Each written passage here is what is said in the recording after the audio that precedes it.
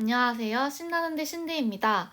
2025년 치과보험 청구서 3급 개정판 강의를 한번 시작해 보도록 하겠습니다. 오늘은 1강이고요. 여기 파트에서만 18문제가 출제가 되고 있어요. 50문제 중에 거의 반 이상을 은 아니지만 좀 많은 부분을 차지를 하고 있는데 1강에서 요 챕터 7까지는 이론과 관련된 부분이고요. 챕터 8은 예상 문제 부분입니다. 제 책에 실제로 나와 있는 부분을 제가 가지고 한번 와봤어요. 제일 먼저 세 문제가 출제되고 있는 진료비의 구성편입니다. 여기서는 5가지의 항목들로 구성이 되어 있습니다. 소재진료, 그다음에 약재료, 재료대, 행위료, 행위에 따른 가산 해가지고 5가지로 구분이 되고 있고 이 5가지를 우리가 모든 항목을 더해서 총 진료비가 결정이 되고 환자분들은 30%만 비용을 내시는데 우리가 공단에 청구해서 비용을 받는 비용까지 합해서 총 진료비가 결정이 되고 있습니다. 그래서 여기서 문제가 어떻게 나오느냐. 일단 5가지 항목, 진찰료, 약재료, 재료대, 행위료, 진료행위, 가산율이 있다.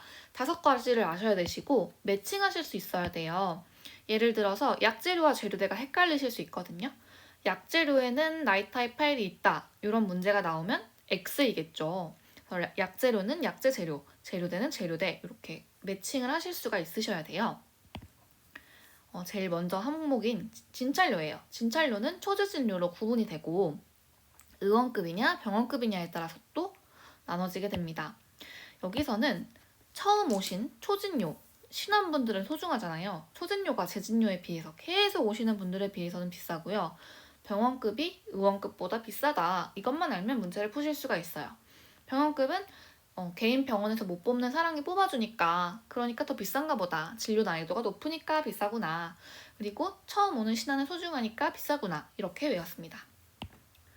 다음은 약재료입니다. 우리가 행위에 사용된 약재, 리도카인 앰플 아니면 엉덩이 주사할 때 사용한 주사 약물, 그래서 주사 약물은 주주 해서 자이레스테신 A 주, 링코신 주 이렇게 끝에 주가 붙어요. 리도카인은 너무 익숙하죠. 재료대는 진료 행위에 사용된 치과 재료의 수가입니다. 수가, 비용이란 뜻이에요. 우리가 페이퍼 포인트, 펌이 사용하는 재료가 얼마나 많아요? 다 돈으로 받을 수 있는 건 아니에요. 근데 여기 나와 있는 항목들, 우리가 보험을 청구해서 돈을 따로 받을 수 있는 아이들, 보험 임플란트의 픽스터라던가 기성 어바트먼트는 돈을 얼마씩 받을 수 있잖아요. 그리고 청구해서 또 받을 수 있는 게 나이타입 파일, 그다음에 아말감, 그다음에 GI, 쾌탁 실버, 믹스해서 쓰는 GI 다 돈을 받을 수 있잖아요. 이 밖에 외에도 실크도 별도로 돈을 받을 수 있죠. 재료대는 사용한 모든 재료가 아니에요. 그래서 잘못 나온 예시 중에 하나가 IRM이나 GOE가 재료대다라고 나오면 틀려요. 왜? 돈을 못 받으니까. 재료대는 돈을 받을 수 있는 수가다, 항목이다. 다음은 행위료입니다. 행위료는 우리가 맨날 하는 거예요. 발치하고, 입 뽑고, 신경치료하고, 스케일링하고 이런 걸 행위료라고 합니다. 근데 이 행위에 대해서 가산 항목을 줘요. 근데 의원급이냐 병원급이냐 따라서 달라요. 그래서 의원급, 병원급, 요양기관 종별로 가산율을 다르게 주는데 옛날 책으로 공부하신 분들은 최근에 개정이 되었으니 제 걸 보고 공부하십시오. 의원급은요. 국민건강보험 환자나 의료급여 환자나 가산이 없어요. 0%예요. 똑같아요. 근데 병원급은 국민건강보험 환자는 5%, 의료급여 환자는 2%입니다. 의료급여 환자분들은 상대적으로 이제 저희가 사회적 약자로 분류를 하고 있잖아요. 약자층이라 해서 혜택이 많기 때문에 역시 가산도 그분들에겐 부담일 수 있기 때문에 적습니다. 여기서는 포인트가 이 박스 전체가 빈칸으로 이렇게 뚫어서 군데군데 뚫어서 문제가 출제될 수 있고요. 그다음에 지문에 이렇게 나올 수 있어요. 예를 들어 치과 의원에 방문한 국민건강보험 환자의 진료행위 가산율은 이렇게 나올 수 있기 때문에 박스 자체를 외워야 됩니다. 5가지 항목을 우리가 공부를 해봤다면 이번에는 가산 항목입니다. 진료비의 구성은 5개가 있고 또 여기에 별도로 붙는 가산율, 빨간 날에 진료하면 붙는 공휴일, 늦은 시간 진료하면 붙는 야간 진료비, 그다음에 소아나 노인이나 장애인은 진료하기 까다롭기 때문에 별도로 가산 항목들을 주고 있어요. 첫 번째로 공휴일은요. 빨간 날이에요. 그래서 일요일 365 치과 같은 경우는 진료비가 더 비싼데요. 진찰료에 30%를 가산을 주고 있습니다. 행위료 아니고 진찰료예요. 빨간 날은 초재진료가 더 비싸다. 그래서 대체공휴일, 정부에서 때때로 지정하는 선거날도 그래서 이번에 공휴일로 지정이 돼서 진찰료를 더 받을 수가 있습니다. 그래서 공휴일이 아닌 날이 있는데요. 5월 1일 노동자의 날은 안 쉬는 병원들도 많고 공무원분들도 안 쉬신데요. 이날은 국가가 지정한 공휴일이 아니에요. 회사 자체적으로 쉬는 날이기 때문에 공휴일 비용을 받을 수가 없고, 제헌절은 였었으나 공휴일이었으나 이제 제외가 되었죠. 야간 진료는 늦은 시간, 남들 쉬는 시간에 진료하면 돈 더 주겠다 이 얘기예요. 그래서 평일 6시 넘고 다음날 아침 9시까지. 저는 이걸 어떻게 외웠냐면 보통의 병원은 9시 반부터 6시 반까지예요. 근데 우리가 진료 시작 전 30분이랑 진료 끝나고 30분은 환자를 안 받아요. 준비하고 정리하는 것 때문에. 그래서 환자가 별로 많이 없는 시간에 야간 진료 비용을 주는구나. 환자가 많은데 야간 진료를 주면 우리 입장에서는 이득이지만 환자분들은 부담이 세지니까. 그리고 토요일 같은 경우는요. 토요 전일 가산제라고 해서 모든 시간, 왜냐면 일반 직장인들은 쉬는데 병원인들은 출근을 하니까 의원급은 전 시간, 언제 오든 아침 일찍 오든 늦게 오든 모든 시간 진찰료의 30%를 가산을 줍니다. 그런데 병원급은 1시부터 다음날 아침 9시까지 시간이 달라요. 그리고 여기서 알아두셔야 될 게 만 6세 미만의 소아, 아기들은 진료하기가 어렵잖아요. 그래서 진료 난이도를 고려하여 특정 시간대 8시 넘어서 다음날 아침 7시 시간이 대신 짧아요. 시간은 짧으나 진찰료의 200% 해자죠. 30% 가산이 아니고 200%예요. 이 역시 100%에서 200%로 변경되었습니다. 그런데 아까 야간 진료에 오는 경우는 진찰료를 가산을 해줬잖아요.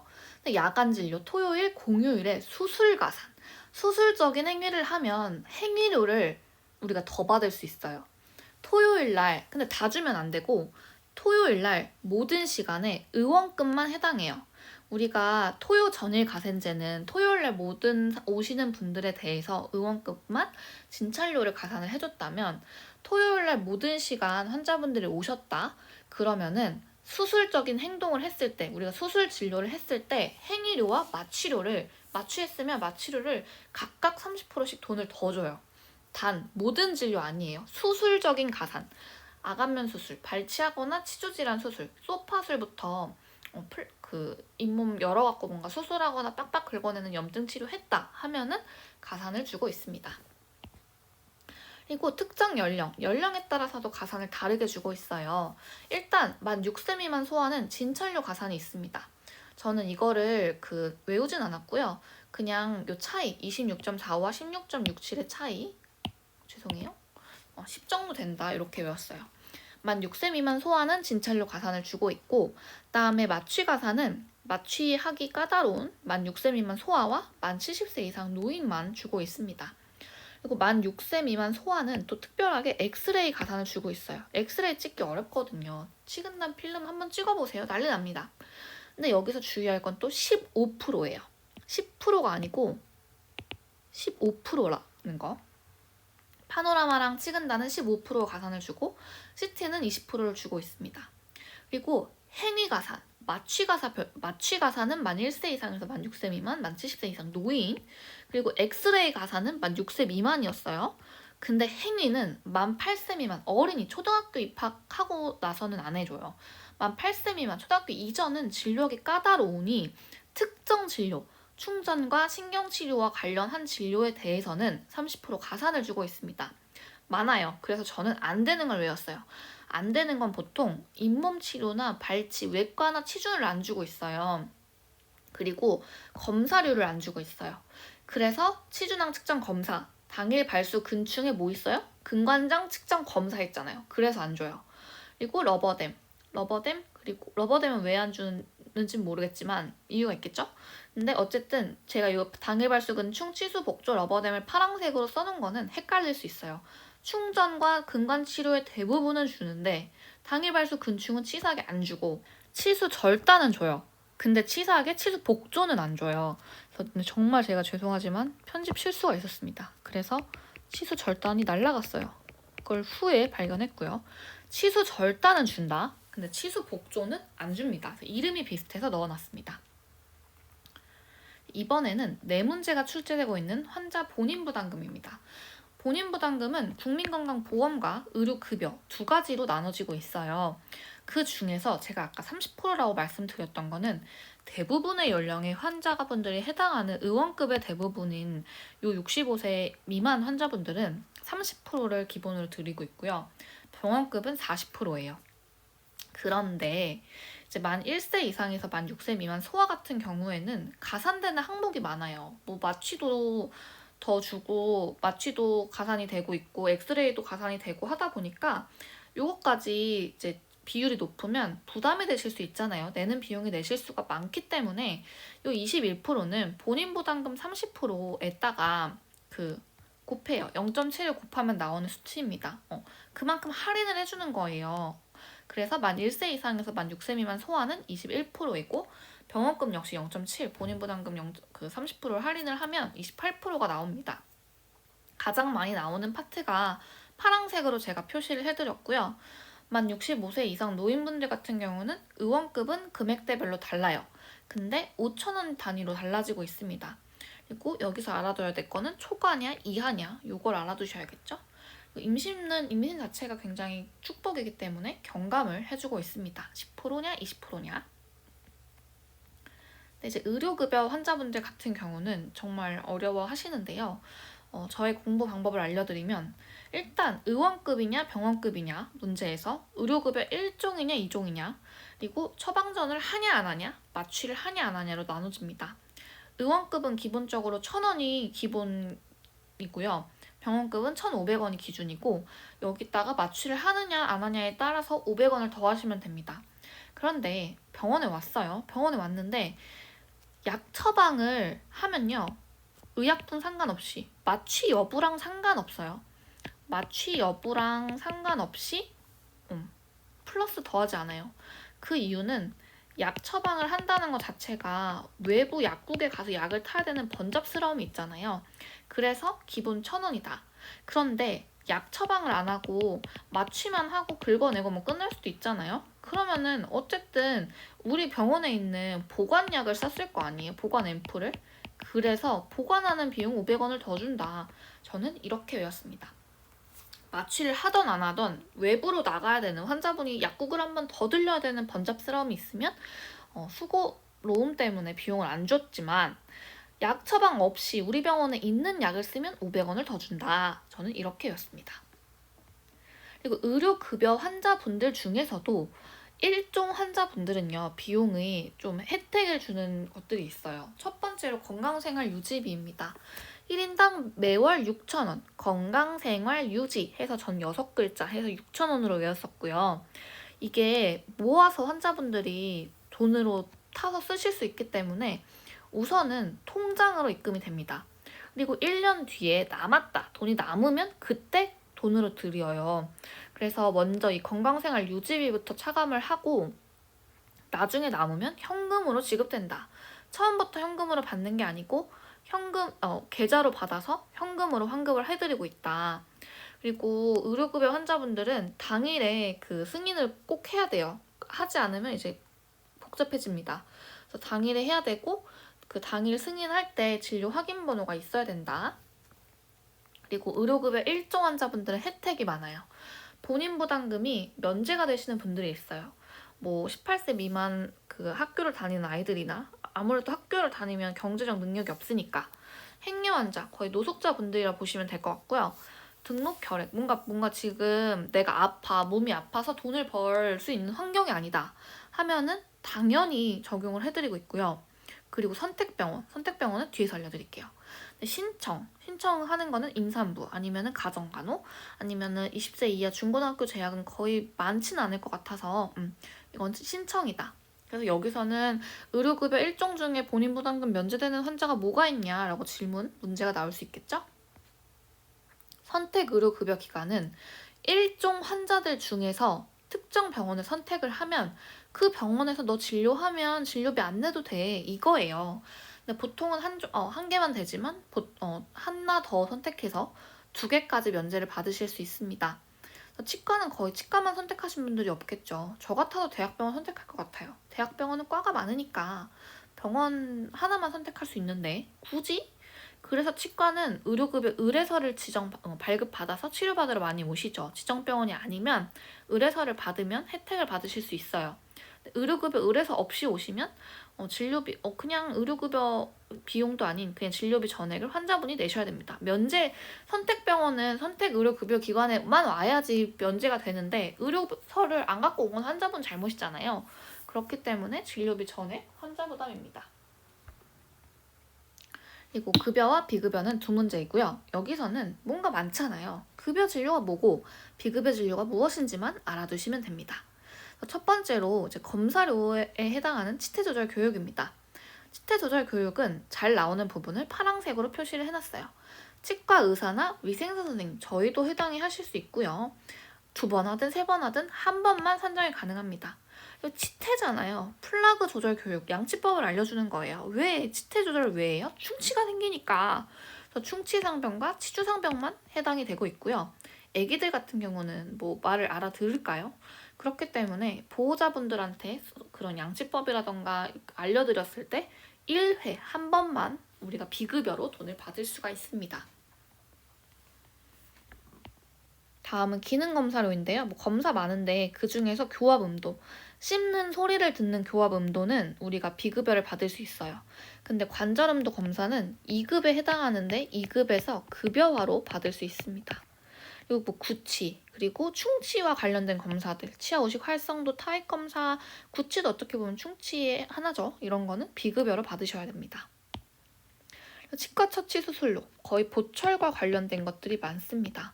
그 중에서 이제 포스트, 크라운, 싹 다 일레이 다 그 비급여죠. 템포러리 다 비급여예요. 근데 이 접착 아말감 알아두세요. 그냥 아말감은 급여화가 돼요. 그렇기 때문에 보험인데 접착, 그 아말감의 술식을 생각해보면은 그냥 믹스해가지고 와동에 밀어 넣으면 급여를 받을 수 있는데 유지력을 좋게 하기 위해서 접착제를 발랐대요. 뭔가 특별한 행위가 추가됐네요. 비급여예요. 그리고 광중합형 복합 레진 대신 단, 소화 레진 제외. 소화는 급여화가 되고 있잖아요. 일부에 한해서. 근데 성인들은 충치 있어도 레진 치료 급여화가 아니죠. 아직까지는.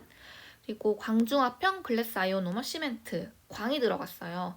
일반 우리가 사용하는 GI는 자가중합입니다. 광중합은 비급여로 받으셔야 되시고요. 구강 내과 진료도 많네요. 마우스피스, 이갈이 장치, 코골이 장치 5, 60만 원 하잖아요. 비급여입니다.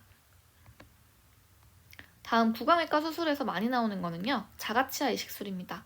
내 치아를 이식했는데요. 어떤 경우에? 8번을 6번처럼 쓰는 거예요.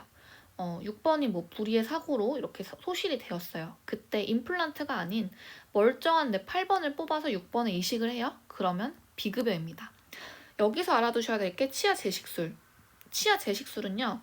외상에 의해서 치아가 빠져버린 거예요. 그거는 외상에 의한 거잖아요. 어쩔 수 없이 탈락한 거잖아요. 그렇기 때문에 다시 내 치아를 있던 자리로 치아 재식술은요. 만약 1번이 빠졌어요. 1번을 그대로 그 자리 1번을 심는 거예요.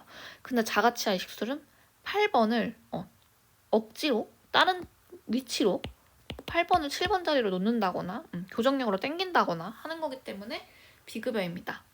치관 노출술은 교정 이용해서 숨어있는 매복치아 버튼 달아서 끌어당기는 걸 치관, 숨어진 치아를 노출시키겠다 그 뜻이에요. 근데 여기서 치관 확장술은 이제 보철 진료할 때 우리가 충치나 이런 것 때문에 이제 잇몸을 잘라내는 수술이죠. 치은 절제술 역시 잇몸이 비도해서 잘라내는 수술. 요건 급여예요. 그래서 이름이 비슷하기 때문에 헷갈릴 수 있는 항목들을 제가 옆에 적어놨습니다. 치주수술. 비급여 치은 착색 제거술 까만 분들, 담배 펴서 까마신 분들 하얗게 만드는 신미치료죠. 그리고 심미적 치관 형성술 역시 신미치료이고요. 치아 외과적 정출술 이번에 신설되었습니다. 부러졌어요. 치관 길이가 짧아요. 그러면은 내가 원하는 높이까지 치아 뿌리를 끌어당기는 거예요. 그래서 이렇게 기둥 박아가지고 이렇게 씌우겠죠. 그렇기 때문에 교정력을 이용하는 거기 때문에 비급여입니다. 비급여를 정리해보면요. 일상생활에 지장이 없고 심미 목적, 외모 개선 목적은 질병이 아니니까 인정을 안 해주겠다는 얘기예요. 그리고 예방진료, 구치나 뭔가 충치 검사, 충치가 잘 생기는 사람인가 해서 검사를 하거나 아니면은 질병이 없는데 그냥 내가 희망해서 하는 스케일링, 본인 희망에 의한, 그리고 예방진료, 불소나 실란트 같은 경우는 비급여입니다. 보철 한 사람당 비용이 비싸잖아요. 5, 60만 원 하는 거 나라에서 급여해줄 수 없어요. 너무 부담되거든요. MTA는 유일하게 재료 중에서 비급여로 받을 수 있는 항목입니다. 두 문제가 출제되고 있는 진찰료입니다. 진찰료는요, 초재진료로 구분이 되고 있고 기본 진찰료와 외래관리료를 합해서 우리가 진찰료라고 얘기를 하고 있습니다. 그리고 기준이 초재진의 기준이 30일이에요. 30일이 지나면 다시 초진을 받을 수 있는데요. 초진료는 우리 병원 원장님한테 한 번도 받은 적이 없거나 진료가 끝났어요. 조건이 붙죠. 해당 상병 진료가 끝나고 30일 이후에 내원하면은 초진이에요. 근데 같은 상병인데 집으로 가셨어요. 근데 30일 이내 재내원, 재발됐을 경우 한 달 이내에 재발한 거는 재진으로 산정을 합니다. 그리고 근데 한 달 이내라고 할 수 없는 이 치주나 턱관절은 사실 치료 종결을 얘기할 수가 없어요. 만성질환이잖아요. 이런 것들은 기간이 좀 깁니다. 3개월, 90일까지를 재진 기간으로 보고 있습니다. 그래서 요 해당 상병 때문에 문제가 뭐가 나오냐, 이게 초진일까요? 재진일까요? 이런 문제가 출제가 되고 있는데요. 초진은 다른 병원에서 진료받다가 우리 병원에 처음 오면 당연히 초진이죠. 그리고 진료가 종결이 되었어요. 완벽하게 끝났어. 30일 이후 내원하면 초진이에요. 근데 재진, 기존 파노라마, 특정 상병, 근관 치료 중단 후 특정 상병, 치료가 안 끝났는데 어쨌든 나중에 와서 특정 상병으로 이어지는 거잖아요. 재진입니다.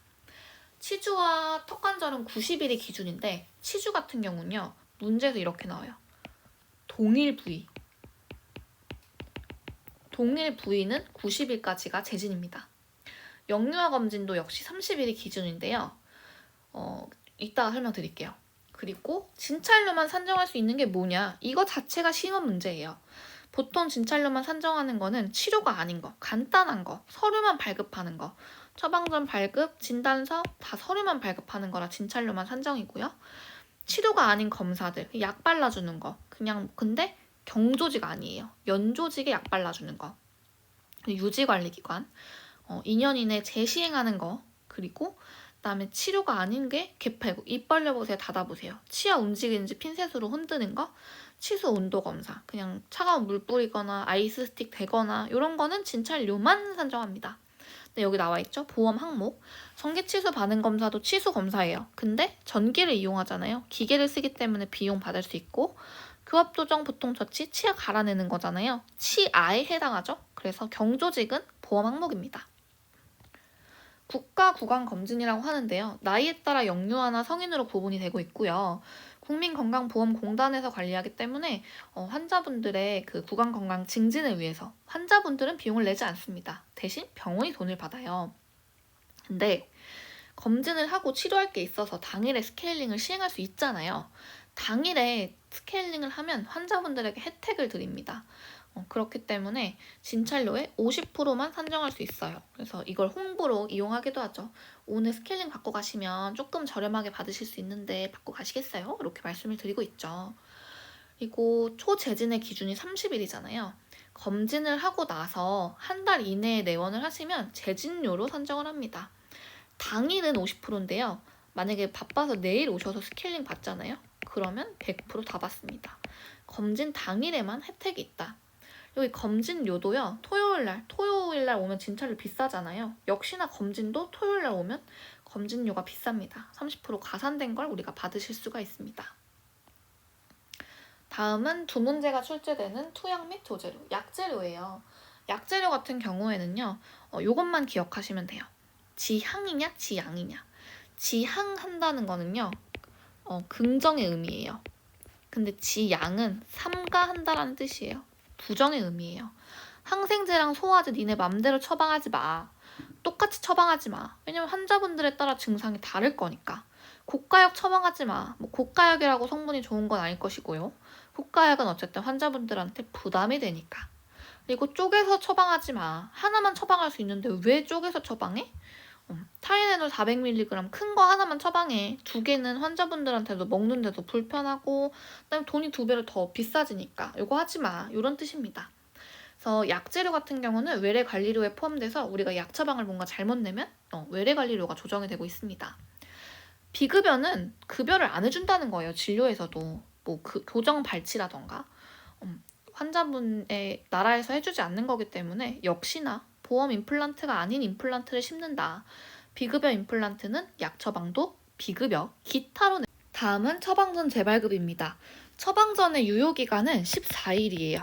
일주일에서 14일, 2주 정도인데 이 기간이 지나서 이제 약을 못 타신 거죠? 그렇게 되면은 기간이 경과했을 경우는 환자분이 안 탄 거잖아요. 그래서 2주가 지났을 때는 병의 증상이 달라질 수 있기 때문에 원장님 진료를 본다 하면은 진찰료를 보시는 거고요. 진찰료가 나오는 거고요. 진찰을 보냐 안 보냐에 따라서 진찰료가 발생을 할 수 있습니다. 근데 기간 내에 재발급을 하는 거면은 별도로 산정할 수 없어요. 왜? 기간이 아직 남아있으니까. 대신에 그냥 이전에 처방했던 약 그대로 인쇄를 해주면 되는 거기 때문에 종전 똑같은 교부번호를 동일하게 하셔야 되시고 재발급이라고 적어주셔야 돼요. 그리고 이제 환자 사유로 잃어버렸다. 잃어버린 건 환자가 실수하신 거니까 기타 사유로 환자분이 전액, 약값의 전액을 비급여로 받으셔야 됩니다. 그리고 치과는 거의 없지만 보호자분이 오셔서 치과 약을 좀 장기 투약하시는 경우에 오실 수 없는 상황이겠죠. 뭔가 거동이 어렵거나 이럴 경우에는 진찰료를 받을 수 있는데 이때는 재진, 환자분이 계속 오시는 경우이기 때문에 진료가 끝나지 않았기 때문에 장기 약 처방이 많아요. 그래서 재진 진찰료의 50%를 산정할 수 있습니다. 그리고 제가 한번 준비를 해봤는데 이 약 파트에서 나올 수 있는 부분으로 추가적으로 항생제가 있어요. 항생제 같은 경우는 진통제가 아니에요. 그냥 세균을 없애주는데 세균은 뭐예요? 염증이다. 그래서 염증이나 뭔가 부었다거나 뿌리 끝에 농양이 있어서 엄청 아플 때 보통 항생제를 처방을 하죠. 그렇기 때문에 항생제는 단수나 그냥 뭐 만성 그냥 뭐 치은염으로 인한 스케일링이라던가 아니면은 치수염 상병으로는 항생제를 처방할 수 없어요. 왜냐면 치수는 안쪽 깊은 데 있잖아요. 그래서 그 항생제가 약발이 잘 안 듣는다고 해요. 그래서 치수염 상병으로는 안 된다. 그리고 헥사메딘은 요 얄쌍한 100ml만 1회에 처방하실 수 있어요. 가끔 그 환자분들이 원해서 뭐 2개, 3개 처방하실 수 있는데 그러면 삭감됩니다. 그래서 제가 이걸 어떻게 외웠냐면 이게 이 100ml짜리가 있고 250ml짜리가 있거든요. 뚱땡이가 있어요. 250ml는 좀 더 커요. 근데 헥사메딘은 오래 쓰면 부작용 나잖아요. 뭔가 혀가 변색되거나 미각이 소실되거나. 근데 100ml씩 하면은 한 3일 정도 쓰실 수 있거든요. 25ml씩 계산해보면. 그래서 오래 쓰지 말라고 보험으로는 100ml밖에 처방을 안 해주는구나. 이렇게 외웠던 기억이 있습니다. 처방전은 이게 끝이에요. 다음은 세 문제가 출제되는 엑스레이 부분입니다. 우리가 임상에서 촬영하는 거는 요 4가지가 있죠. 여기서 세팔로는 교정할 때 쓰는 거라서 별도로 보험 청구를 할 수가 없답니다. 그래서 그 판독료와 촬영료로 구성되어 있는데 촬영했을 때 그 비중이 더 높죠. 직접 촬영을 해보시면 특히 어린아이들 촬영하려고 하면 아주 힘듭니다. 필름 넣기도 힘들고요. 그래서 촬영료의 가중이 조금 더 높아요. 엑스레이는 가산이 되는 항목입니다. 만 6세 미만 소아의 단순 영상은 뭐였죠? 치근단이랑 파노라마. 이거 같은 경우는 15% 가산이 됩니다.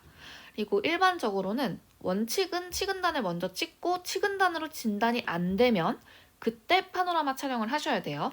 근데 임상에서는 파노라마 찍고 추가적으로 치근단을 찍는 경우가 더 많죠. 그래서 소아 방사선 단순 영상 진단 같은 경우는 15%, 그리고 특수 영상은 CT예요. CT는 20%. 제가 계속 얘기하죠. 이게 10%, 20%로 나올 수 있기 때문에 단순은 15%다. 꼭 기억해 주세요. 그리고 우리가 콩컷 잘못 찍으면 우리 실수기 때문에 돈을 더 받을 수가 없어요. 여기서는 방사선에서는 어떤 문제가 나오냐면 첫 번째로 수가가 나올 수 있어요. 치근단 한 장 찍는 것보단 교익이 더 비싸죠. 왜냐? 교익은 치아가 이렇게 많이 나오잖아요. 4개 가까이 나오니까. 그리고 교익 한 장보다는 치근단 3장이 더 비싸고요. 그리고 여기서 알아두셔야 될 것. 치근단 3장을 찍는 것보다 파노라마 한 장이 더 비쌉니다. 4장부터는 치근단이 더 비싸요. 그래서 첫 번째로 수가가 나올 수 있고요. 두 번째 문제는 산정 기준이 나올 수 있어요. 요런 거 있죠. 치근단은 치아 내부, 치조골을 관찰하는데 가장 유용하다. 그리고 가장 많이 찍기도 하죠. 우리가 요즘은 거의 디지털을 많이 쓰시잖아요. 이 아날로그는 필름 재료대를 받을 수 있는 거는 현상에 정착액에 담글 경우에만 산정할 수 있습니다. 거의 없죠. 그래서 여기서 문제가 많이 나오는 게 또 요게 많이 나와요. 그냥 치근단 촬영이냐, 치근단 동시 촬영이냐. 치근단 촬영 같은 경우는요, 횟수가 올라가요. 그냥 애매해요. 진단용 1장, 근광기를 측정용 1장, 충전용 1장, 그래서 그냥 3회로 청구를 하는데요. 동시 촬영 같은 경우는 어금니가 뿌리가 3개, 4개 되잖아요. 그래서 겹쳐서 안 나왔어요. 그러면은 이제 관구의 각도를 옮겨서 찍을 경우에는 치근단 동시 촬영 1매, 치근단 동시 촬영 2매 이렇게 되겠죠. 요게 이 파트가 이 부분이 시험에서 굉장히 잘 나옵니다. 헷갈리기 때문에.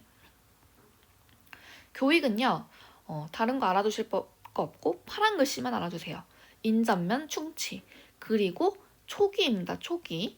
치주 질환만 보고 이거 파노라마다 이렇게 생각하실 수 있는데 파노라마는 전반적인 상태이고요. 교익은 인전면 충치와 초기 치주 질환 이것만 알아두시면 돼요. 우리가 흔히 찍는 파노라마는 가와 나로 구분이 되고 있고 나 특수는 TMJ입니다. 턱관절 볼 때 많이 촬영을 하고 있죠. 그래서 파노라마는 산정 기준이 정말 잘 나와요. 이 가와 나를 구분하는 거. 일반적으로는 6개월 단위로 청구를 하실 수가 있고 먼저 우리가 흔히 찍는 가 일반의 산정 기준입니다. 대부분, 그러니까 전체적으로 좀 보고 싶다 하면 파노라마를 찍죠. 그리고 나서 뭐 소화가 유치가 계속 이제 뽑힐 때가 됐는데 안 뽑힌다거나 아니면 영구치가 안 올라온다거나 뭐 이런 경우에 찍고 있고 매복치아 숨어져 있으니까 당연히 파노라마로 찍어야겠죠. 그다음에 치근단 촬영이 어려운 경우 뭐 구역 반사가 심하거나 입을 못 벌리시는 경우에 가능하고 있어요. 특수는 특수 턱관절 티귿 티읕 공부하시면 되세요. 다음은 CT예요.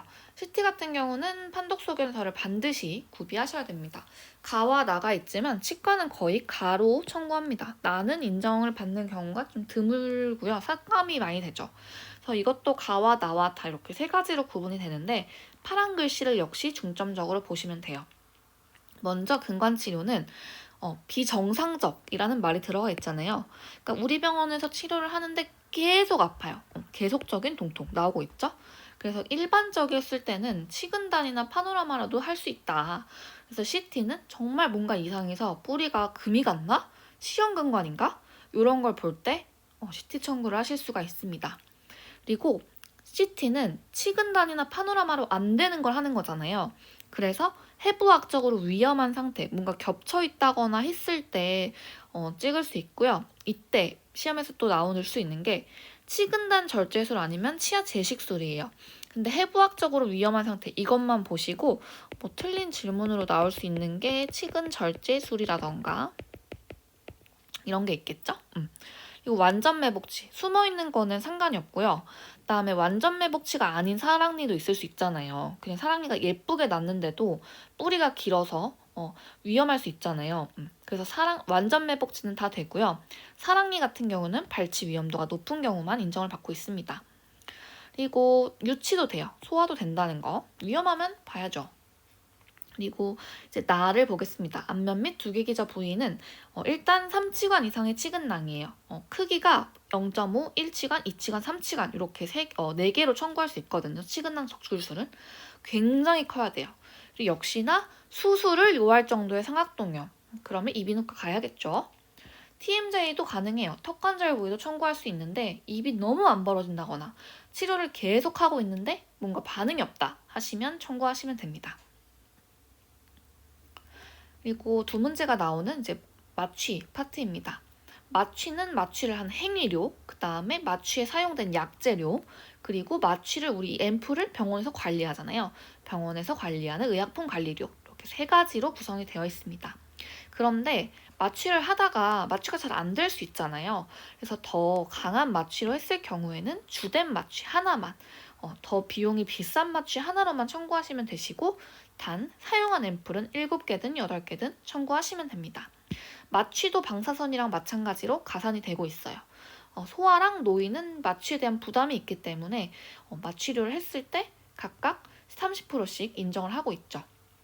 그리고 표면 마취, 아프지 말라고 도포 마취제는 선정할 수 없어요. 왜냐면 마취 자체로도 마취가 되잖아요. 결국 표면 마취도 중복 마취다 보는 거죠. 그래서 표면 마취는 선정할 수 없다. 마취는 크게 침륜 마취와 전달 마취로 구분이 됩니다. 침륜은 여기저기 다 사용하는 마취예요. 그래서 침륜을 제일 많이 사용하고 있고, 침륜 마취는 유치, 영구치, 상악하악 상관없이 구분 없이 하실 수 있습니다. 침륜 마취 종류로는 치수각 마취와 치주인대 마취가 있어요. 치수각 마취는 이제 엔도하는 도중에 마취가 안 돼요. 그러면은 치수대 이렇게 직접 마취를 하는 경우가 있죠. 대표적으로 아파요, 뭐 대놓고 얘기하죠. 제일 아픈 마취, 3초만 참으세요 하는 마취가 치수각 마취인데요. 이걸 했을 경우에도 추가적으로 마취하실 수 침륜 마취로 하셔야 됩니다. 치수각 마취라는 마취는 청구 항목이 없어요. 그리고 전달 마취는 하치도 신경 전달 마취가 있죠. 대표적으로 비용도 얘가 제일 비싸요. 후상치조와 비구개는 금액이 같습니다. 하치조는 외우기 쉽죠. 하악, 하악 유구치, 하악 구치. 여기서 구분하셔야 될 문제로 또 뭐가 나오냐. 유치는요, 하악만 청구할 수 있어요. 상악은 청구할 수 없어요. 유치가 안 된다. 영구치만 후상치도 전달 마취를 할 수 있어요. 이유는 상악은 해면골이에요. 그래서 침륜 마취로도 잘 되거든요, 유치는. 그래서 전달 마취는 성인만 가능하다. 영구치만 가능하다는 거. 그리고 비구개 신경 같은 경우에는 앞니 부분에 있는 앞니인데 수술적인 행위를 했을 때 뭔가 잇몸을 열었거나 매복치를 뽑았거나 이럴 경우에만 인정을 받고 있습니다. 그리고 엉덩이 주사, 이 M이요, 머슬, 근육이란 뜻이에요. 그래서 엉덩이 주사나 그 주사 같은 경우는 뭐 매복치 발치를 한다거나 이럴 때 가끔 청구를 하는데 역시 임플란트라던가 이런 비급여 진료할 때는 산정하실 수가 없습니다. 그럼 끝났어요. 마취도 없어요. 그래서 금액이 침륜 마취보다는 그 전달 마취가 비싸고요. 전달 마취 중에서는 하악의 하치조신경 전달 마취가 제일 비용이 비쌉니다. 예상 문제를 한번 본격적으로 풀어볼게요. 9페이지에 나와 있고요. 첫 번째입니다. 의원에 방문한 국민건강보험 환자의 진료 행위 가산율은? 이러면은 의원은요, 건강보험 환자나 의료급여 환자나 비용이 똑같아요. 0%입니다. 2번입니다. 재료대는 대표적으로 IRM과 GOE 등이 있다. 제가 이거 낚이지 말라고 말씀드렸죠. 죄송하지만 제가 정답을 틀렸어요. 이 문제의 정답은 X입니다. 제가 너무 죄송하게도 편집 실수가 있었습니다. X입니다. IRM과 GOE는 임시재료죠. 그래서 청구할 수 없어요. 그래서 받을 수가 없고요. 3번이에요. 진찰료는 기본 진찰료와 외래관리료로 구성된다. 정답이죠. 4번이에요. 치과 병원의 의료급여 2종 요양기관 종별 가산율은 헷갈리실 수 있어요. 근데 일단 여기선 의료급여 1종인지 2종은 그냥 낚으려고 하는 거고, 치과 병원 의료급여 2% 이렇게 생각하시면 돼요. 여기서 요양기관 종별 가산율 만약에 국민건강보험 환자분이었다 하면은 5%겠죠. 5번이에요. 만 8세 미만 소아가 근관장 측정 검사를 했을 경우 초재진료의 30%가 가산된다. 만 8세 미만 소아는 일단 행위 가산이 되죠. 그런데 근관장 측정 검사는 제가 검사료는 치주낭 측정 검사, 근관장 측정 검사, 그래서 당일 발수 곤충도 근관장 측정 검사가 있기 때문에 가산 안 된다고 말씀드렸어요. 정답은 X입니다. 그리고 10페이지에 있는 예상 문제 마취네요. 1번이에요. 만 65세 노인의 경우 마취료 30%가 가산된다.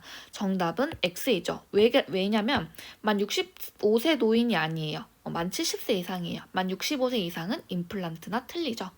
2번이에요. 만 6세 미만 소아의 치근단 촬영 시 10% 가산된다. 계속 말씀드리죠. 10% 아니고 15%다. 낚일 수 있어요. 3번이에요. 만 8세 미만 소아의 치석 제거 시 행위료의 30%가 가산된다. 행위 가산은 맞는데요. 치석 제거는 되어 있지 않아요. 보통 행위 가산은 보존 아니면 충전 이런 파트가 많아요. 4번이에요. 만 5세 소아의 마취 시 마취료의 30%가 가산된다. 정답은 5입니다. 치석 제거 안 되고요. 5이고요. 5번이에요. 만 8세 미만 소아가 발수를 했을 경우 행위료의 30% 가산됩니다. 네, 발수랑 그 다음에 충전, 그 다음에 뭐 보통 처치 이런 거 다 가산이 되고 있죠. 11페이지에 있는 예상 문제입니다. 치과 의원은 토요 전일 가산제에 의해서 행위료의 30%가 아니고 진찰료의 30%입니다. 2번이에요. 공휴일 야간 내원 시 공휴일 야간과 야간 가산이 중복 적용되면 좋겠지만 하나만 우리는 적용할 수 있습니다. X입니다. 만 6세 미만 소아의 야간 가산은 오후 8시부터 다음날 오전 7시까지 진찰료의 200%가 가산된다. 정답이죠. 4번이에요. 법정 공휴일에 진료를 하면 행위료의 30% 가산이 가능합니다. 그래서 X이고요. 5번입니다. 토요일 의원급에서는 치근할택 진료 시 행위료의 30% 가산이 가능하다. 토요일 날 수술, 토요일, 공휴일 이럴 때 수술 가산 하면은 행위료 30%, 마취료 30% 가산되는데요. 치근 할택술은 수술이 아닙니다. 그렇기 때문에 X예요. 다음 14페이지 문제입니다. 1번이에요. 건강보험, 의료급여, 본인부담금과 관련된 문제이네요. 70세 건강보험 대상자가 치과 병원에서 마취를 한 경우 진료비의 40%의 본인부담금이 발생한다. 치과 병원은 40%죠. 건강보험 대상자. 이건 표를 외우셨었어야 됐고요. 2번, 만 8세 소아 환자가 치과 의원에서 발치를 한 경우 총 진료비의 21% 아니죠. 30%죠. 21%는 만 1세에서 만 6세 미만. 일 경우에만 해당하고 있습니다. 30%이고요. 3번. 의료급여 1종 환자가 치과 의원에서 구강 내 소염술은 마취 필수죠. 근데 약 처방을 했어. 약 처방을 하면은 마취 여부와 상관없이 환자가 약국을 들려야 되니까 불편감이 있으니까 1,000원입니다. 마취는 했는데 약 처방을 안 했다. 그러면 약값을 보관한 1,500원이겠지만 이건 쉽게 설명을 드렸죠? 다음은 16페이지예요. 비급여 문제네요. 급여, 비급여 구분해라. 급여 산정 불가한 것, 비급여 찾아라 이런 얘기죠. 교합 음도 검사 맞죠? 근데 관절 음도 검사는 급여예요. 치아 제식술, 치아 빠졌을 때 씹는 거죠. 맞고요. 이건 그러니까 급여입니다. 다 MTA 비급여죠. 치관 확장술 급여 항목입니다. 우리가 CLP라고 하죠. 보통 프랩 할 때 우식 때문에 이제 할 경우에 치관 확장술 많이 하고 있죠. 그리고 광주마평 글래스 아이오노머. 글래스 아이오노머는 자가중합형은 보험이지만 광이 들어갔죠? 비급여입니다. 18페이지입니다. 진찰료는 기본 진찰료와 외래관리료로 구성되고 있고요. 5이죠. 영유아 구강검진 당일 진료실 진찰료의 50%만 산정한다. 정답 5입니다. 다음날 내원하셨을 경우는 재진으로 진찰료 100% 산정하셔야 됩니다. 그럼 구강검진 당일에만 혜택 보실 수 있는 그런 것 중에 하나예요. 타병원에서 발수를 시행하고 본원에 내원해서 근관학대를 시행할 경우에는 초진이죠. 타병원하고 우리 병원은 처음이니까. 4번입니다. 34번 시위를 했대요. 그리고 30일 이내죠. 20일 이내 탈락해서 재시행했다. 이 경우에는 재진이다. 그죠? 동일 상병으로 30일 이내 재발하면은 재진입니다. 14, 15, 16, 17 치석 제거 후 2달 뒤 내원에서 동일 부위 치근할택술을 시행하였다. 이 경우는 동일 부위라는 말이 있죠? 그럼 재진입니다. 그러면 정답은 X겠죠? 29페이지 예상 문제입니다. 마취네요. 소아 발치를 위해 도포한 표면 마취는 산정 불가하죠. 결국 중복 마취다. 2번 소아 유치 신경치료를 위해 후성치도 전달 마취를 했대요. 전달 마취 청구가 안 된다. 소아 유치잖아요. 유치는 해명볼이라서 침윤 마취로도 충분하다. 3번 70세 이상의 노인 치과 마취 시 30% 마취 가산 가능하죠. 그리고 소아도 역시 가능했죠. 4번입니다. 근관치료 시 침륜 마취 시행 후 환자가 통증을 호소해서 치수각 마취를 시행하였대요. 이 경우 치수각 마취는 산정 불가하다. 정답은 5입니다. 죄송해요. 편집 실수가 나왔네요. 이거는 결국은 침륜 마취의 일부이기 때문에 앰플은 청구를 할 수 있지만 마취는 산정 불가합니다. 5번 침륜 마취를 했는데 후성치조 전달로 바꿨대요. 그럴 경우는 비용이 더 비싼 전달 마취로 하고요. 앰플을 하나, 두 개 썼네요. 정답 5 맞습니다. 빠르게 31페이지입니다. 약 처방이네요. 1번 저압령 배수 처방을 지향한다. 지향한다는 긍정이에요. 그렇기 때문에 정답은 X입니다. 지양, 삼가하셔야 되시고요. 헥사메딘은 작은 거 250ml 뚱뚱한 거 말고 100ml만 급여 인정 가능합니다. 맞죠? 고가의 약은 효과가 좋으므로 환자에게 처방한다. X, 부담이 될 수 있습니다. 고가 약이라고 효과가 좋을 수 있지만 꼭 그 효과가 없을 수도 있거든요. 그만큼 또 그렇기 때문에 되도록 효과가 똑같다면 저가의 약으로 처방을 하셔야 되시고, 교정은 기타, 맞죠? 급여가 아니기 때문에 기타로 한다. 단 이때 우식이라던가 뭔가 사랑니에 염증이 있다거나 뭔가 급여적인 질병이 있으면 급여 처방하셔도 됩니다. 근데 교정 발치는 심미적인 목적으로 하는 거기 때문에 비급여란 얘기예요. 5번 교부 번호는 약국과 일치하셔야 됩니다. 빠르게 넘어갈게요. 34페이지입니다. 엑스레이예요. 치근단 촬영은 인전면 우식과 인전면 우식 교익이죠. X입니다. 26번 치근단 촬영 시 각도 변경해서 각도를 변경했대요. 그러면 동시임에 맞습니다. 만 6세 미만 소아의 치근단 촬영을 한 경우에는 소정 점수의 15%죠. 계속 말씀드리고 있어요. 15%, 20%이기 때문에 헷갈리실 수 있어요. 다음 4번. 이치관 크기 이상의 치근낭으로 콘빔 시트를 촬영했다. 산정 불가죠. 왜냐면 3치관이니까. 정답은 X입니다. 5번. 콘빔 시트의 경우 판독 소견서를 별도 비치하셔야 됩니다. 정답은 O이죠? 이상으로 예상 문제를 다 풀어봤는데요. 궁금하신 건 댓글로 달아주시고요. 여러분들의 합격을 기원합니다.